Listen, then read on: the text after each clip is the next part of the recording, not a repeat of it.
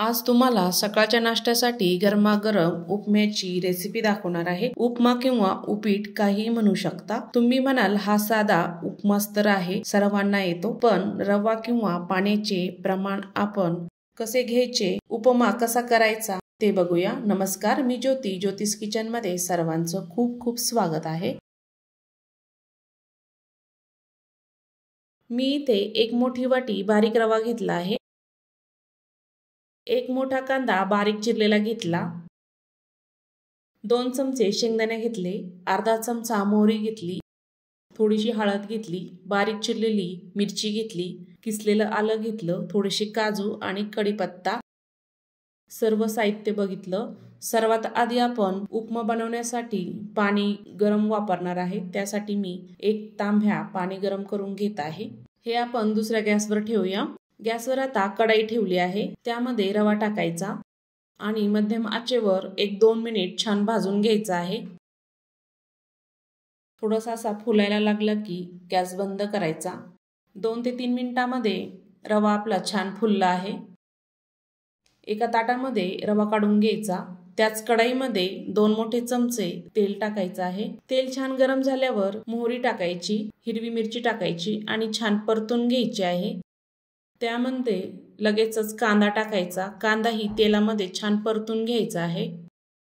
एकसारखा हलवत कांदा आपल्याला गुलाबी रंग येईपर्यंत छान भाजून घ्यायचा आहे।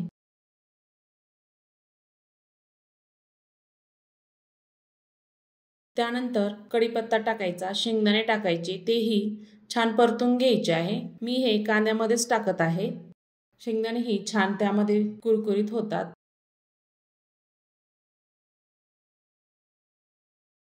काजूही टाकून घ्यायची। काजू ऑप्शनल आहे, तुमच्याकडे असेल तर टाका, नसले नाही टाकलं तरीही चालतं। किसलेलं आलं टाकायचं आणि छान मिक्स करायचं आहे, छान परतून घ्यायचं आहे।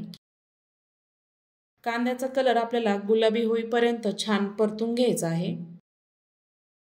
2 ते 3 मिनिट छान होऊ द्यायचं आहे मध्यम आचेवर।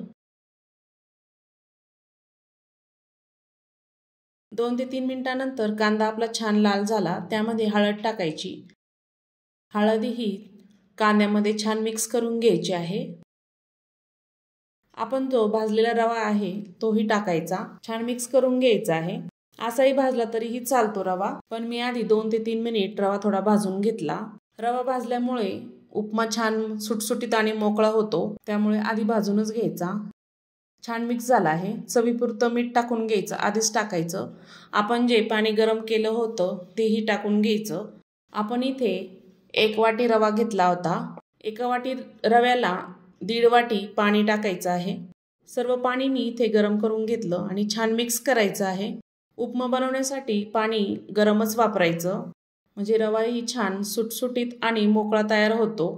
तुम्ही जर यामध्ये थंड पाणी वापरलं तर उपमा चिकट होतो। छान मिक्स झाला आहे। झाकण ठेवायचं, वाफ काढून घ्यायची 2 ते 3 मिनिट। 2 ते 3 मिनिटांनंतर चेक करूया। छान खालीवर करत मिक्स करायचं आहे। आत्ताच बघू शकता उपमा छान सुटसुटीत मोकळा दिसत आहे। छान असं खालीवर करत मिक्स करायचं, बुडापासून खालीवर करायचं त्याला। आपला छान तयार झाला। बारीक चिरलेली कोथिंबीर टाकायची आणि मिक्स करून घ्यायचं आहे। याला तुम्ही उपीटही म्हणू शकता किंवा उपमाही म्हणू शकता। मस्त असा सकाळच्या नाश्त्यासाठी उपमा तयार झाला। नक्की तयार करून बघा अशा पद्धतीने। गरमागरम लुसलुशीत मऊदार उपमा तयार झाला। नक्की तयार करून बघा आणि कमेंट करून सांगा।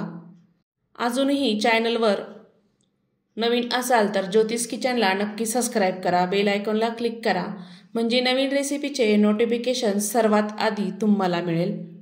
आणि हो, हा व्हिडिओ कुठून बघत आहात नक्की कमेंट करा। संपूर्ण व्हिडिओ बघितल्याबद्दल सर्वांचे धन्यवाद।